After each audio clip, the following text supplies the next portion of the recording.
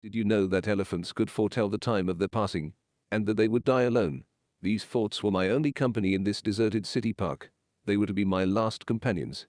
It was early morning Monday, or very, very late Sunday, depending on your view. For me, as the clouds lightened into a dreary blue periwinkle yet to be born, it was the rise to an end. It would be my last moonset.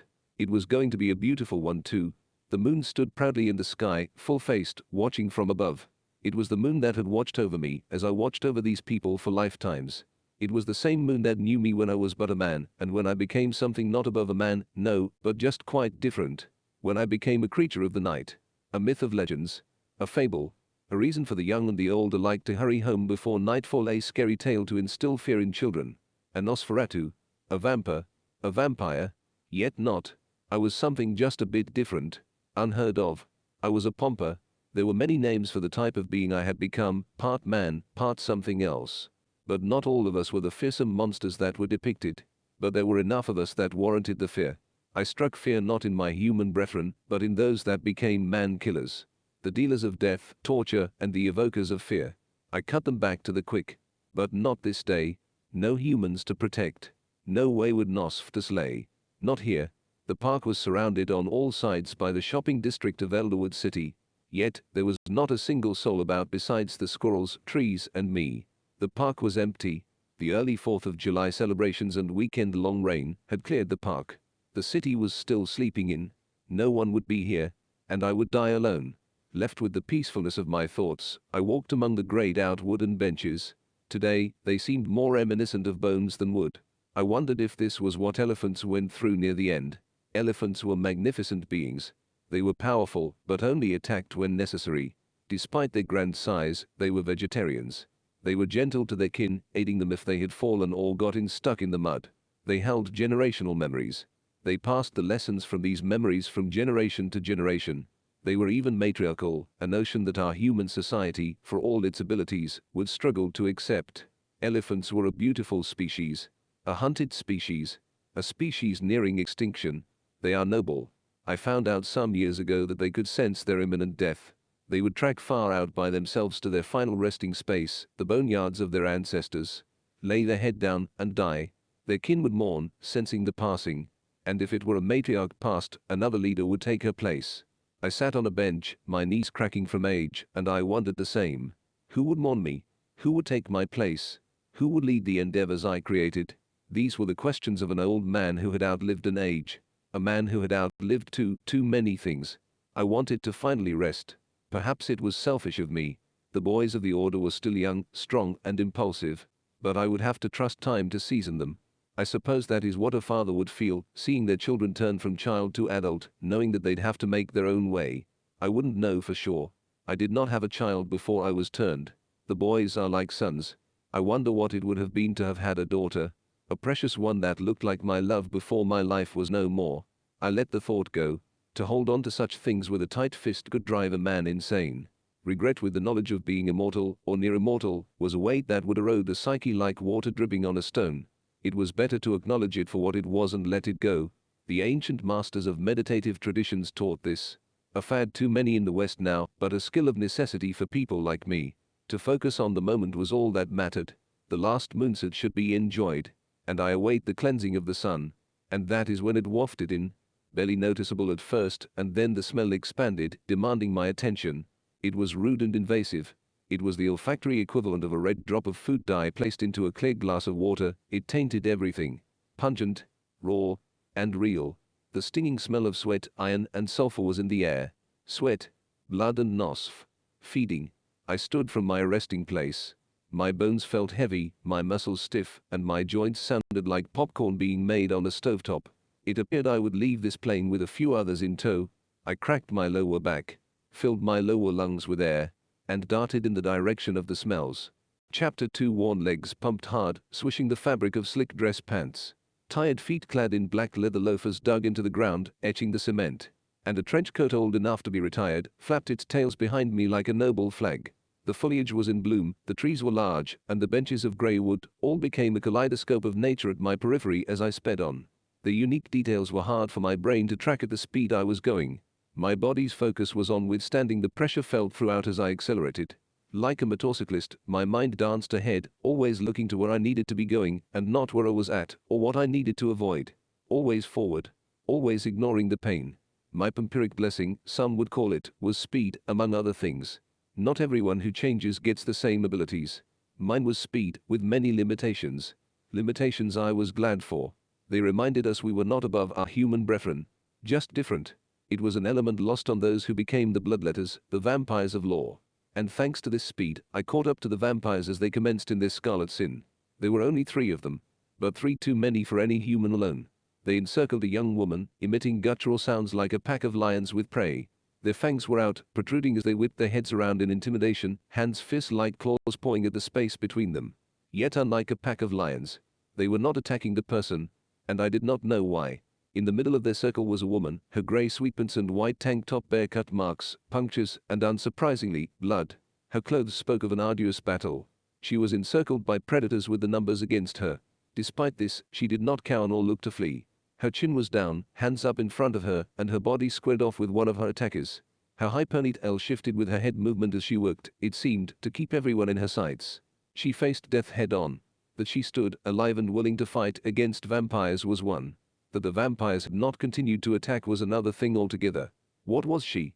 Was she from the Crimson Templars, a group that would hunt both vampires and pompers alike? No.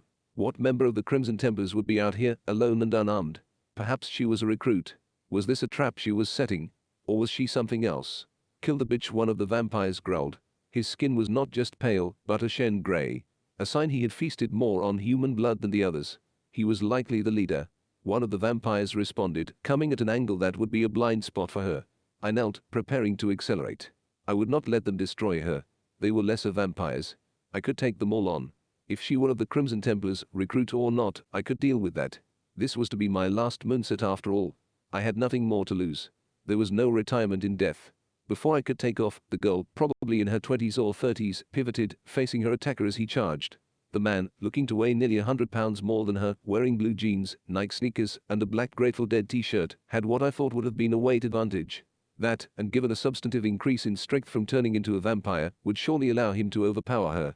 Instead, she used it against him. Squared up with the man, she kicked her foot straight out, hitting her heel against his knee.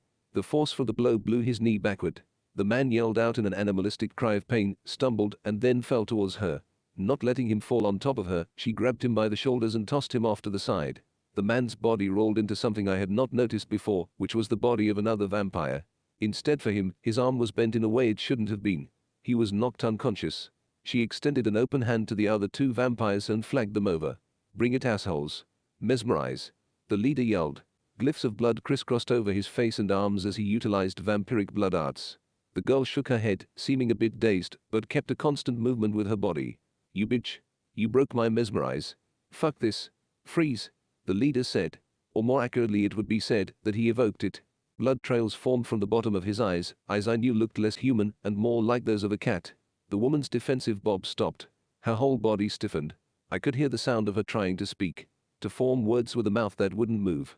Toes anchored me into the ground like sprinter treads, bending and compressing the soles of my loafers. The lungs of my body took in the morning air as I let my mind clear. Be present, I chanted thrice. My eyes blurred and then focused, my mind calculating the moves of the men I would come to slay. With a twitch of my finger, I bolted forward, eyes focused on my targets, the wide lens of my glasses protecting my eyes. And then I was upon them. I covered the space in a short time, giving the leader only a moment to recognize my approach. I crossed my arms in front of my chest, my hands slipping into the opposite sleeves, and drawing out my blessed daggers. The vampire who had been unconscious sat up with a start. He let out a shriek of pain at the unnatural configuration of his arm. He went to reset it, snapping it in place with an awful sound. He twirled his fingers, his body healing itself. His increased regeneration would have been caused by significant and recent blood consumption, blood which was likely taken by force. I came behind the vampire as he rolled his shoulder about, unaware of my presence. I laid my dagger in the base of his skull. I did not stop, for my speed was too great. Nor did I look behind. But I knew the fall would be heard. Always focus on the next thing. As I cut across the grass, I made eye contact with the leader. The sickly grey pallor, the gold vertical slit for eyes, the oversized incisors, and the blood from his eyes made him a terrible sight for the eyes. He sneered at me as I slashed at his neck with my free hand. It missed, as I knew it would. It was an illusion for him.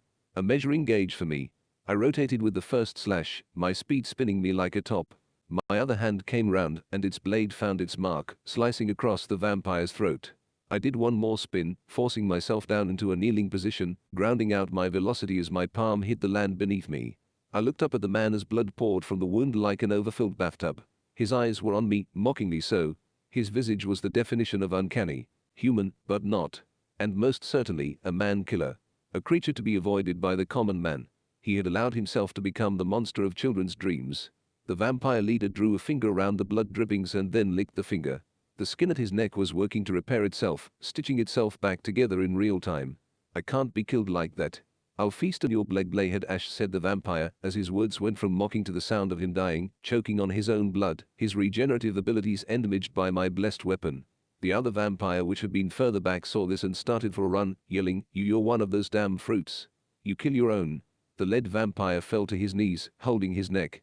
He tried to speak, but the sound of whistling and blood gurgling was all I could hear. I placed a hand on his shoulder. May the sun's rays embrace you, cleanse you, and wake you from this nightmare. And may your God have mercy on your soul. I hit him in the back of the neck, knocking him out. He would die, but he need not suffer. I opened my trench coat, my eyes still on the fleeing target. I pulled out 2 more blades from the assortment that lined the interior of my coat. I tossed one to the feet of the girl. The girl was still frozen in her body posture, but the aghast expression on her face indicated that the blood spell's power had nearly run its course without its wielder. However, there was still the other vampire, the one whose kneecap she inverted. He had taken note of what was happening and was crawling towards her now, looking to regenerate by consuming her blood. Luckily, between the cocktail of pain and the physical injury itself, his movements were slowed. If this girl was a recruit of the Order, somehow without a weapon at this time of the day, she would handle him. It was something that got ingrained in them. Kill Nosferatu on sight, vampire or pomper. It made no difference. It did make it hard for us to build alliances. Worse when they hunted us both, setting traps to catch us together. It made sense. Take out both predators at once. Yet, so much more could be done if we were united. Perhaps one of the few places I failed as a leader. Recruit, don't let him bite you. Use the blade. And with that, I was off. I didn't have to use any special abilities to catch the runner. His movements lacked expectant speeds. He must have recently been turned into a vampire. His abilities weren't solid yet, and he had not fed enough to keep them as such. He would serve no issue, nor did he. I caught up to him, trailing just a step behind. I pushed him forward with a tilt, assisting his attempt to flee, but to my benefit. The angle caused him to misstep and stumble. I turned his shoulder with one arm, swung around with my blade, and buried it deep into his ear. I turned the blade like revving a motorcycle, shredding the meat of his brain inside his skull cavity. I pulled the blade out. He dropped. I turned around to face the girl.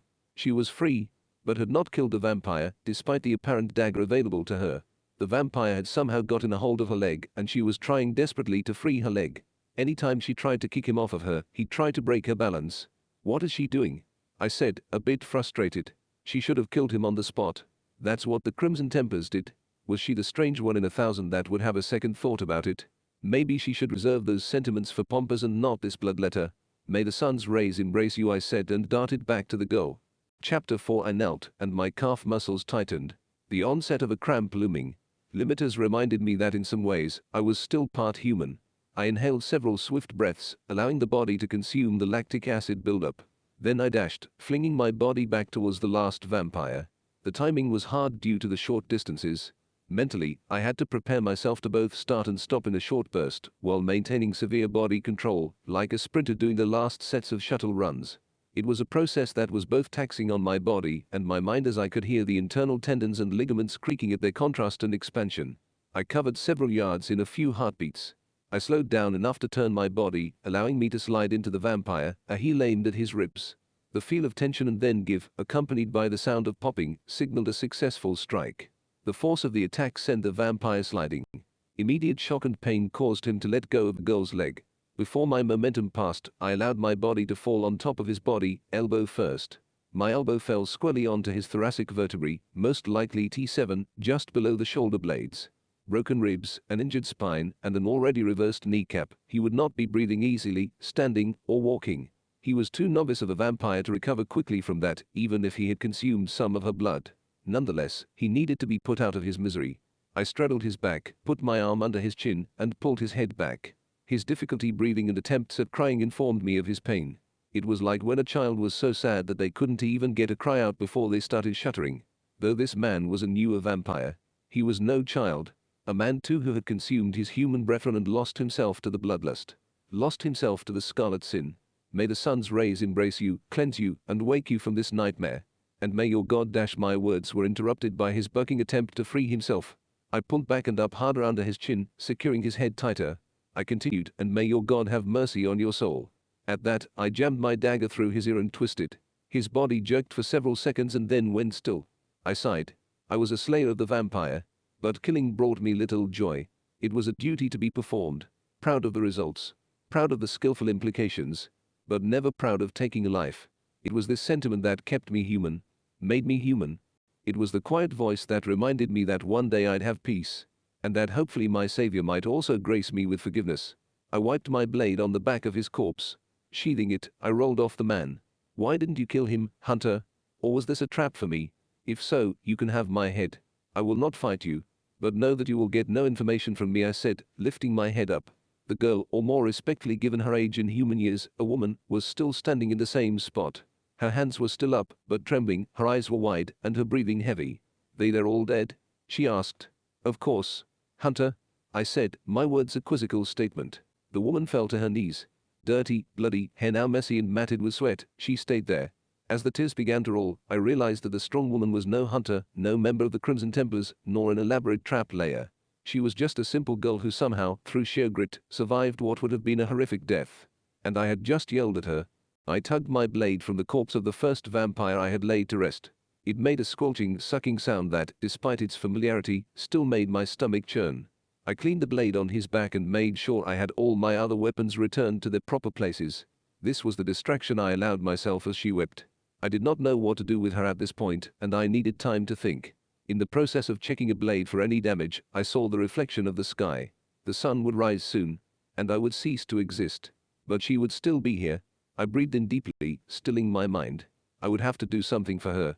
And though my years have had me raising the boys, perhaps I could logic some words for her. But words, I knew, were not the only form of engagement. Not the truest form. They fell flat.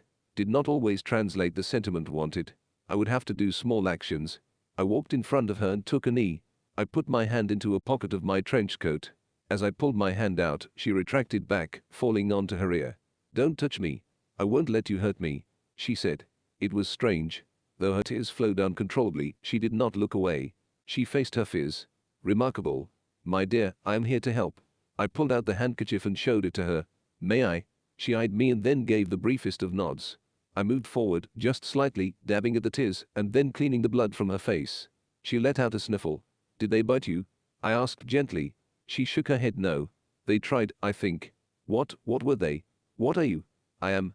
I looked up at the sky, the sun beginning its ascent as the cloud lightened to a robin blue. They are not human. Not anymore. And you? I've never seen anyone move like that, except for TV shows. I am. I trailed off. I knew what we called ourselves. But what was I really? What would I end up being known as? What would happen to my soul at the end of this moonset? I'm here to help you. I need to get you out of here. Right now, I said, attempting to convey a sense of urgency to her. Wait, but these people. Oh God, am I going to be considered a murderer? Or an accomplice to murder? Their blood is all on me. Their blood, she said. Did she shed their blood in unarmed combat? Impressive. Don't worry about that right now. All the signs would indicate you were attacked. No one would believe you did this or were involved. But we need to go. I'm not going anywhere, she said with a sudden defiance. I am here to help you. Don't fight me. Or do you want to fight me? Are you my enemy? I asked. I hated to use such intimidation tactics, but the fear that now circled in her eyes was needed if she were to cooperate. She looked around at the bodies, back at me, and then down at herself. I could imagine the calculation she made. She knew how hard it was to fight those men off. The very men I slew.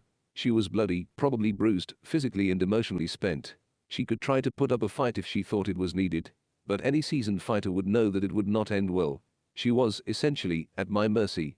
Where are we going? She asked, still with an air of defiance. It was a wise choice.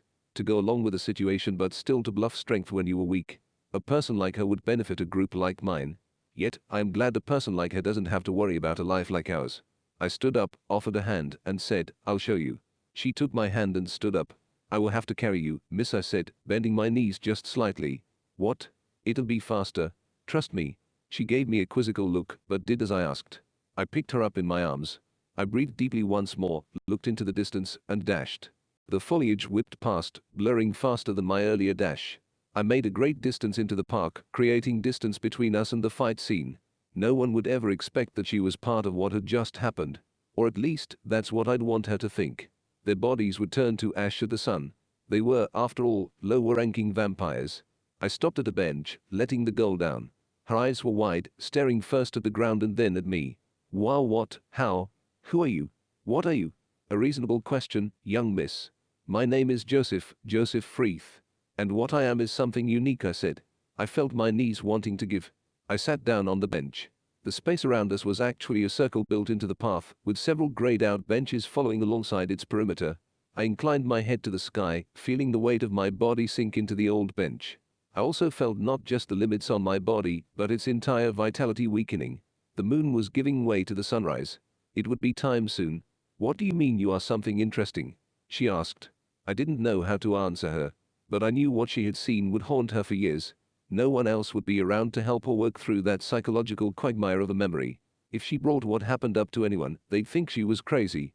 To experience a fantastical event, not understand it, and have no one to talk to about it could lead her to madness, a fate she didn't deserve. I couldn't leave her with that. I am what would be called an Nosferatu. And the C for what? MMMM. Yes. Modern times would call me a vampire. She stiffened at my response. It was like what she had seen finally started to make sense, yet at the same time was unbelievable. A vampire? Are you serious? I thought that was just TV shows and movies. Like Buffy or the Underworld. I chuckled. It was always interesting to me how some myths leaked into the mainstream. Just enough to bring awareness, to be cool, and yet just enough for it to be considered fantasy. Yet if people paid attention, they would see a pattern that often, those things that they thought were fantasy or science fiction, would become reality at some point in time. "What's so funny?" she asked. "Nothing, child. But to answer your question, yes, like that, but different. In fact, nearly every myth you hear has its roots in something real, an experience someone tried to pass on. But you rarely get the whole truth. Just snippets. Interesting morsels. Wonderful redirects at times. Take cloning. It was in a movie well before it actually happened, right? It's real. It's all real. Once again, dear, in bits and pieces. But based in some form of reality. And you're a vampire? They were vampires. They were vampires. I technically am not. But I thought you said you were." I looked up at the sky, and the sun was inclining upward and upward. I didn't have much time. "What's your name, girl?" "It's Faith. HMPH. "Well, Faith. I am known as a pomper or vampire. We do not slay our fellow humans after we turn. It is the myth that all Nosferatu must live off of human blood. However, those that do are known as vampires. Those things that attacked me, they were vampires. Those fangs, they were going to kill me. Yes. Unfortunately, we pompers don't believe in slaying our human brethren. We have been at war with various sects of vampires for centuries." "Centuries?" "Yes. Centuries. This is going crazy. I'm going crazy. This is a dream." "Yup. Just a dream." "Sadly, you are not dreaming, young Faith. I just don't understand. And how is it that you don't look anything like them? And what's with my body suddenly not responding at that guy's tears? Were they made of blood? Were his tats made of blood? Am I turning into a vampire? How did you kill them without crosses?" And she bombarded me with questions in rapid succession. She spoke so fast that she began to blend words together like her mouth couldn't keep up with her mind. I put a hand up, asking her to pause. Once she stopped, I waved her over and gestured to the bench. She looked at me cautiously and then complied. She situated herself in the far corner of the bench, body angled at me. It was the best defensive posture she could provide without appearing defensive, at least to the untrained. I, however, was very well trained. But I was not going to take away from her what little sense of comfort she had by pointing it out. She deserved the right to a sense of security. Every person does. And for one who just survived that assault, security was in desperately low supply, I was sure. "Did they feed you their blood?" I asked. "What? You? No. Then you wouldn't have anything to worry about. The most common route to becoming a Nosferatu is to drink of their blood. Somehow, the result of that is still variable. It appears that the more willing a person is to be turned, the more likely it is to happen.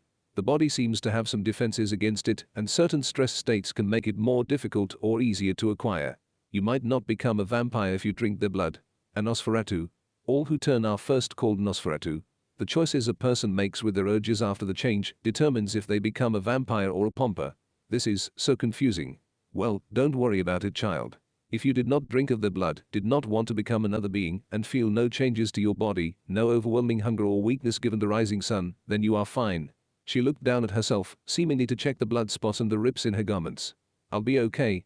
She asked. Yes. And I am sorry that you have witnessed this. No one deserves to have an encounter like that. But, you seem tenacious. How in the world did you survive that? I didn't want to die, she said simply. She drew her knees up to herself, hugging them with her feet on the bench. The weight of the event must have laid heavy on her mind. She continued, my father was in the military. I never knew exactly what he did. He would just leave for periods of time on missions. I didn't know at the time what he did. He said something about computers, but looking back, Dad was buff. Like really, really buff. I haven't met many buff tech guys in my life. So I don't know if he was just a computer guy or if being a computer guy was just part of his job. I assume it was the latter. Anyways, he was my hero. He was carefree, all jokes and games, and didn't take things too seriously. Until one day when I was losing a game of checkers to him after I had already lost a game of chess. I was going to give up. It was the only time Dad ever looked serious.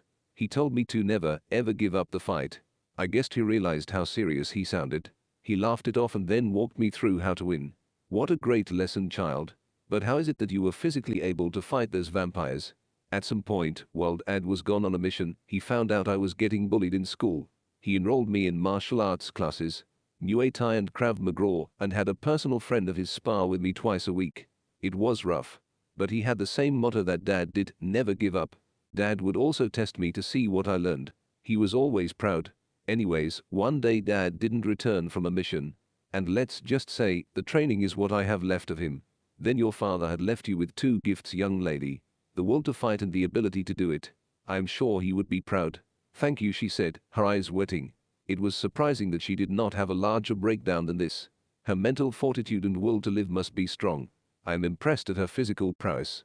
A man could fight a vampire, a lower ranked one, but it took significant skill and physicality. These ones were low ranked, but she still stood against several of them at once. Though, their blood magic would have won the day. An untrained human against blood magic was equivalent to bringing a stone to a gunfight. We sat in silence for a few moments. She spoke first, so what now? You forget this ever happened? If someone stops you as you leave here, report that you were attacked by men in the park. If you go home without reporting to the police, then take pictures of your body with a date so that the officers have the images of the defensive wounds. It'll help prove that you were attacked and not the aggressor. If no one stops you, clean your wounds, wash up, and find a therapist. Tell them you were attacked. Blur the details. I knew the words rang cold, but they were true. The best thing she could do would be to put this all behind her.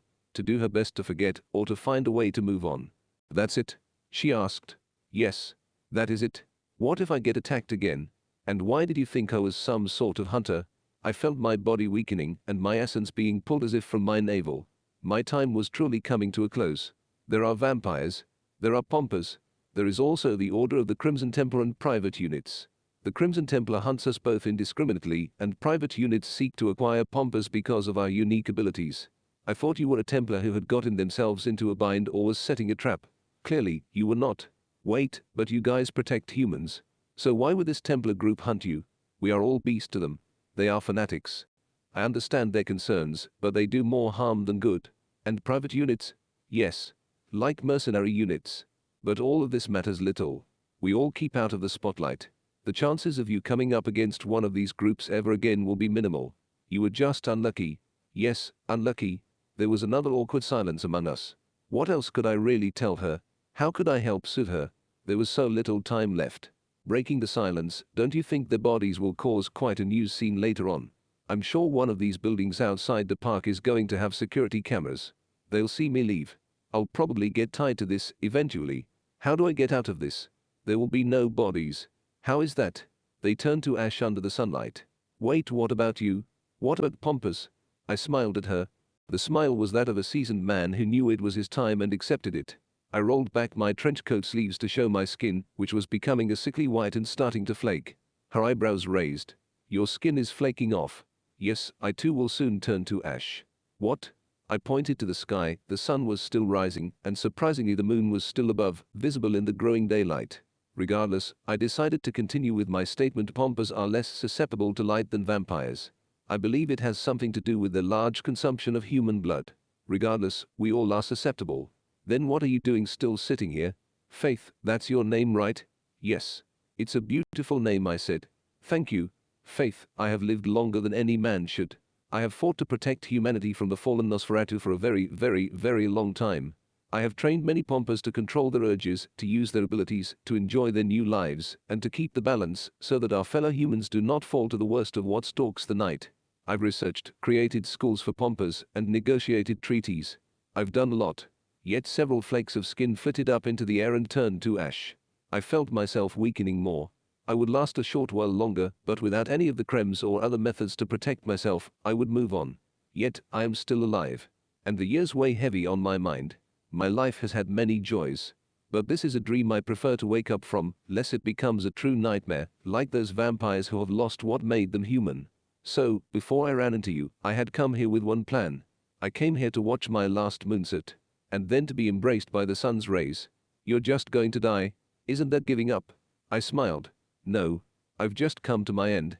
I'm okay with that. But perhaps you can help me. Me, help you? Yes, I said, trying to hide the weakness from my voice. Could you take a picture of me? What? Why would I do that? Just wanted to see what a picture of myself looked like basking in the sun's embrace. She blinked several times, hopped to her feet and pulled out a phone.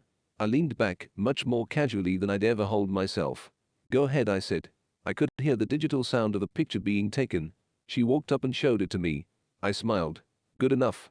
She asked. Yes. Very good. Now you have a picture of a mythical creature, I said. Of course, no one would believe you if you designed to show it to them. And I suggest you not post it anywhere lest someone does somehow try to find me through you. But I think you are probably smarter than that. She nodded slowly. I knew I should have had her delete the image immediately. But I knew how memories over the years could change, make you believe things that didn't happen, or have you question yourself. I didn't want her to question her sanity. And given how terrible that event was, I was fairly confident she didn't want a repeat attack either. She'd be smart about it. You can go now, Faith. Thank you for humoring an old man. Thank you, Joseph, she said. She walked to the end of the circle where the regular trail picked back up. She stopped, turned around, and walked back to me. She sat on the bench, closer to me this time, and crossed her arms. What are you doing? You can go. No one should be left to die alone. I will, thank you, Faith. I had expected to die alone. What a kind girl. If I were her father, I'd be proud. I felt warmth cross my face. I wasn't sure if it was emotion or the embrace of the sun, but it was pleasant. And then my thoughts were interrupted, as I found myself jumping in front of Faith, shielding her with my body from a sword strike. The blade's slash bit at my chest. With a single stroke, it cut through clothes, skin, and sinew. Its edge scraped ribs and sternum alike on its way, taking with it a swath of blood that pooled on the bench. The blow sent me colliding backward onto Faith, who screamed in alarm. I slid down, falling onto my hands and knees. I forced myself to my feet. Something blunt bashed my face. I tried to resist the force of the blow, but instead, I was sent flying backward into the corner of the bench. My body was held up by and between the wrought iron armrest and the now partially broken wooden back of the bench. From my position, I had a moment to look up. There were several assaulters, faces hidden by helmets you'd confuse for a full-tinted motorcycle helm. However, they were no mere motorcyclists. They wore tactical combat gear, similar to riot gear, but at an expense that no police department could afford. The near camouflage-like gear was a composite of white, black, and grey, and was too subtle for them to be Crimson Templars. Several more showed up on actual motorcycles, encircling us. The motorcycles were painted in the same drab city colors as the people who wore them. Their design gave them a rugged but expensive look, and their quietness indicated their brand, a modified BMW R1200 GS, all with specialized saddle bags. I was sure that each of them was loaded with all sorts of weapons, guns, and capture equipment. This group was one of those independent mercenary units. They wanted vampires and pompers on their team. After all pomper groups turned away such units, they decided it would be better to just capture us. To either force our hand by holding someone hostage, experimenting on us, or forcing us to drink human blood until we turned into a vampire that they could control, stringing us out like addicts. They were physically human, but in my book, they were monsters all the same. Faith got to her feet. She too found herself sent flying back to the bench by a gut punch. She gasped for air, holding her stomach, but still managing to hold up another hand defensively. The man sheathed the sword on his back and paced back and forth in front of us. Tall, with wide shoulders, a barrel chest, and a helmet whose jawline and back were covered by faux fur, he reminded me of a lion taking in its territory. His intimidating size and posture were just layers onto a presence that felt deeply disturbing at its core. He pressed a button behind his neck and his visor flicked open. Red eyes like a cat looked me up and down. And then smirked. "So you're the legendary Josef? I figured you'd be harder to take down. Not taking your vitamins? Ha. I guess even you old geezers wear down someday," he said with a haughty voice. His cheeks started to glow red-orange and the sides around it blackened to charcoal and started to turn gray. "Nothing to say, old man. Let her go?" I asked. "Welp, I'd do that. But you see, my benefactor likes leverage. Seems you protected the girl. Seems like leverage enough to me." He turned his head slightly to address Faith. "Sorry kiddo, you just have shitty luck. That said, if you're nice, maybe all I'd do is turn you into one of us and bypass all that experimenting they do on you too. What do you think?" "Fuck off," Faith said defiantly. "Oh girl, you got a cute mouth. I like 'em like that," the man said. He turned around and started walking to one of the motorcycles. He whirled his finger around in the air. "All right, let's wrap this up, folks. I don't like to tan, and if he does any more of it, we'll have to spread his ashes across this park here. Throw a bag on him and the girl, and let's go. The collection van will be up shortly." He stopped and then turned around. "Josef, I do want you to know something. I'm Knightley," he said, pointing his thumb at himself, "the one that finally caught you sleeping. Also, I'm the guy getting Starbucks this morning. You want one? And if so, is it Joseph-PH- or Joseph with an -F-? I want to get your name right. Can't be getting the orders mixed up and all." "Seriously?" I asked. I could hardly believe it. This Moonwatch, my last tour of duty, was not supposed to go this way. I was supposed to be done. Faith, as a bonus, was supposed to be rescued. And now this child of a vampire dead choose to deny this. I decided not to be angry and allow myself to harness what ability I had left in my body. "Yeah, bucko. I'm getting us all chai lattes. Call me basic if you want, but those damn things are great." With an -F- I said. He nodded, turned, and kept walking. Good, good. Keep responding like that and we will get right along." "Faith," I whispered to her. She looked at me. I nodded my head and then said run. I slid to my feet and for what I hoped would be the last time, I used my ability, dash. I inhaled, drawing in fast, sharp breaths of air into my system. My eyes took in my opponent in detail. I let my gaze soften, noticing the numbers surrounding us. I needed to be the wind once more. "There's one other thing, Knightley." "Yeah, what's that?" he asked without looking at me, making his way to a motorcycle that seemed to have more adaptations to it than the others. "Sugar ruins a good tea. Like hubris ruins a fine warrior. Hibiscus tea? Yeah. I don't like that either." I dashed towards him. He didn't see the attack coming, nor did his assistants have time to warn him. But he was a vampire, fueled up, and ready to go. And I was mostly spent. Legs heavier than normal, skin flaking into the air and burning, muscles beginning to tear. I was not as fast as the wind. He spun his arm around. His arm was stretched out and parallel to the ground in an attempt to have me run into it and slam my neck or chest into it. It was a move that would use my momentum against me, sending me tumbling to the ground. A favorite move of those old TV wrestlers who used the clothesline move. It wasn't going to work on me. I drew 2 daggers from my sleeves. I dipped under his arm as I dashed. I held one blade high, both protecting my head and slicing the underside of his arm with the move. I whipped my second blade at his torso, its edge biting deep, bypassing armor. I could smell the sulfuric blood leaking as I passed him by. I took advantage of my lowered posture and momentum, stabbing my blade into the ground. I used it like an anchor to pivot my momentum back to Knightley. Propelled back to him, I stabbed my blade towards his helmet. The helmet gave resistance for a moment before the given sound of cracking heralded my blade's arrival in Knightley's face. A grunt of pain from Knightley and then I was stopped. Knightley's large hand wrapped around my wrist like a maw. I smelled the odor of sulfur and burning skin coming from within the helmet. I had cracked a hole in it, that was clear. But he was not dead. He grabbed my throat with his other arm and lifted me into the air. I could see the vertical slit of his eye looking at me. "That was a bad move, old man Josef. Now I'm going to be late for my coffee. I'm very fucking cranky without my coffee." I felt the air rush out of me as something hit my stomach.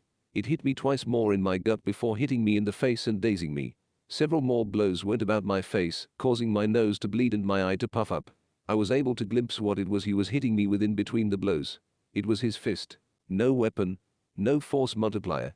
No magic. Just his sheer weighty fist. I felt my consciousness begin to slip. Then Knightley stumbled as something hit him. The jarring impact woke me back up. He still had me in his paws, turned us and I could see Faith. She was standing with a pistol in her hand. By the design and miniature size, it must have been a Derringer, a small two-shot pistol, an uncommon carry during this era. You're a feisty one, sweetheart. I like that. He nodded to his other team members. Break her. I saw several of them swarm her. She took her second shot. It must have been a .410 shot shell as it took down two of them, and then she was in the middle of a fight she couldn't win. As for you, Joseph, you did a number on my helmet. How am I supposed to get Starbucks now? Huh? He smashed me in the stomach and then tossed me to the ground. I hit hard, rolling several times over. My eyes, however, had been on Faith's fight. She must have been giving them problems as I saw melee weapons come out. Beat him, bag him. I gotta go lest I burn away like pap or ashes over here. He jumped on his motorcycle and sped off. And then they were on me. Asterisk, asterisk, asterisk, asterisk. I turtled up to protect myself from the fury of blows coming from all angles. Each hit further sapped my strength, wearing me down and distracting me from my goal, the need to save Faith. I allowed the hits to come in. I would give them what they wanted, in a sense. They would not have access to vital organs or anything that would make me go unconscious. But they would give me something in exchange. They offered me the chance to learn. I read their timing through the pain. I used their methods to determine their position and rhythm. I found my moment. I accepted a kick, grabbed the leg that tried to harm me, and extended it. My opponent, now hopping on one leg, was unbalanced. I held the foot close to my body and rocked, causing the man to lose his balance and tumble into one of the attackers.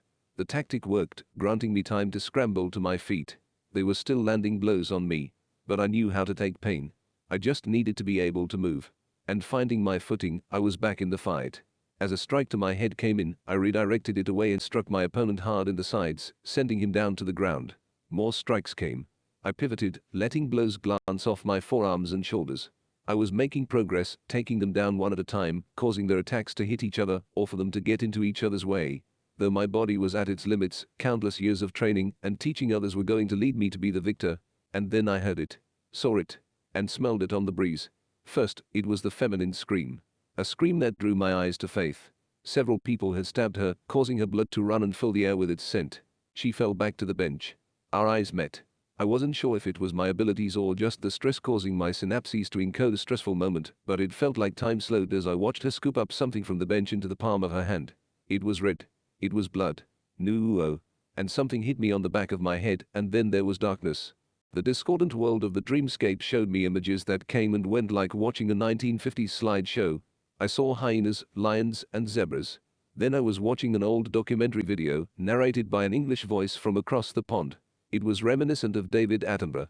And here we have the elephant. See how the herd circles to protect its young. The video showed well over a dozen elephants circling a calf. The adult elephants were keeping out countless lions, hyenas, and other predators. The hot day turned to night, and the narrator's voice continued, and the herd will never leave one of theirs behind if they can help it. It is this commitment to herd and life that is a hallmark of these majestic giants. Then an image of a full moon showed in the dark blue of night. The sound of growling animals continued as the herd stayed circled up.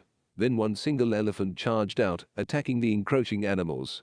And here we have the new matriarch. She will protect her herd to the end. Like all the matriarchs before her, the elephant raised her trunk, tusk whipping about as she trumpeted out her own version of a roar. And the dream faded as the real sounds of battle awoke me. Specifically, it was a woman's yell. It took a moment for my mind to regain itself, realizing I had been knocked unconscious. I gathered myself with one goal. I must keep Faith alive. I rolled like a log from my stomach onto my back, hitting a body that was laid down at my side. I put my hands up defensively and saw no strikes coming. But I still heard the sound of battle. I scurried to my feet, and what I saw was Faith, fighting, holding her own even. She had made it over to me and taken out several people who had been attacking me. I imagined they saw her as the greater threat at the time, and without Knightley, they wouldn't be able to take her. Faith, she was still taking them on. How? A woman who had been attacked, stabbed, and slashed. My sudden worry was not just for her health, but the what if she had, indeed, consumed. I couldn't let that thought distract me. I immediately compartmentalized it. I needed to stay in the moment. The fight was the only thing that mattered. I moved to her now, drawing my daggers from inside my coat. She was holding her own against a mess of people. She performed a high round kick to one, sending him spinning my way. I delivered two deft stabs as he fell, releasing him from this mortal coil. Another person got kicked right towards me. I slid right into my daggers, impaled. She clutched another attacker, using him as a shield and letting him take the strikes from his colleagues. Then she slammed an elbow into what I was sure was his collarbone, dropping him. We caught the eye of each other and nodded. Then simultaneously we began to take out their numbers. And I did my best to ignore the blood smear on her lips. Faith was on to the last enemy. She had tackled him to the ground, sat on his chest, and began hammering his body with blows. Her hands bled as she struck through the glass of the helmet. Her opponent made several sounds of pain until there were no sounds left. He had been beaten unconscious. Faith, however, did not stop. She grabbed the man by the back of his helmet and commenced to jab through the crack she had created. She was losing herself to the moment. Faith, stop, he's done, I said. She grasped the man's head with both hands and began smashing it against the pavement. Faith. She dropped the man's head, and the sound of his helmet bouncing twice on the ground filled the area. She looked up and over her shoulder at me, her eyes bloodshot and tears streaming down her cheeks. And as we looked at each other, a patch of skin from her cheek flitted off into the air and began to burn. There were no words exchanged between us. She and I both knew what had happened. I knew further than her what this meant. She would either die here or now by the sun. Or I'd have to take her life to guarantee she doesn't turn into a vampire. As more flicks of my own skin went up into the air, a voice came back to my mind. That voice of the narrator talking about elephants protecting the youngest of the herd. I looked up at the sky and the rising sun, its warm rays embracing me. The moon had not set, but instead had only become smaller in the sky. It watched over us still. Then the image of the young elephant rushing forward to protect her herd drifted into my mind. I looked at Faith. Will I become a monster? Am I going to die? You don't have to become a monster if you don't want to, I paused. Faith. Faith, I can help you. I can put you in the hands of others who can help you, train you in the ways of Pompous and how to be a protector. You don't have to be a monster to humankind.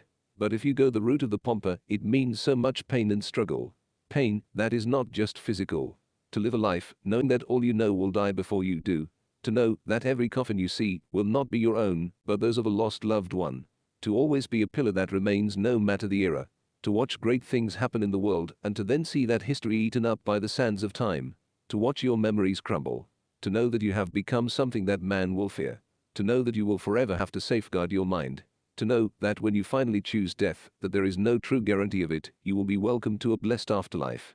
You could die now. Be free. Never worried that you might become a monster. That others will capture you, torture you, and turn you into a violent creature that could very well hunt your own loved ones.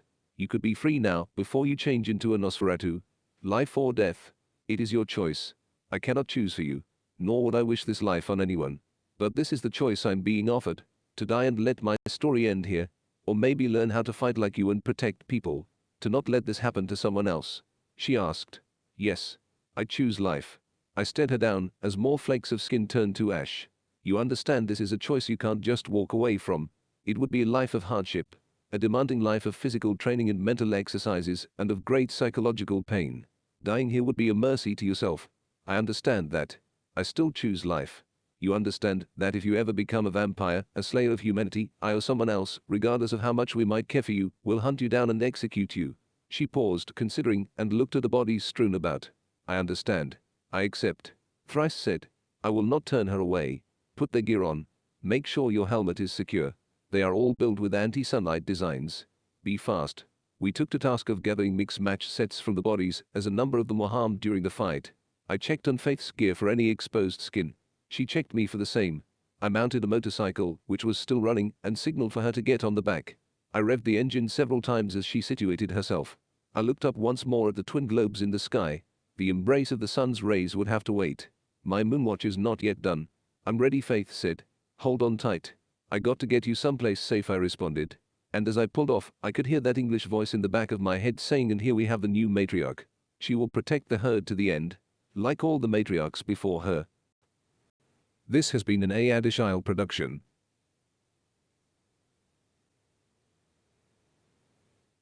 In this book, we were introduced to Josef of the faction SacraVitis. Next in the series, Crimson Templars, Shadows of the Hunt, we will be introduced to the Crimson Templars. You can find this book and related stories on Amazon by searching the MoonWatch Universe or for the author Adeshile, spelled A-D-E-S-H-I-L-E. If you have enjoyed this and would like to hear more content, please like and subscribe. Following are more words from the author.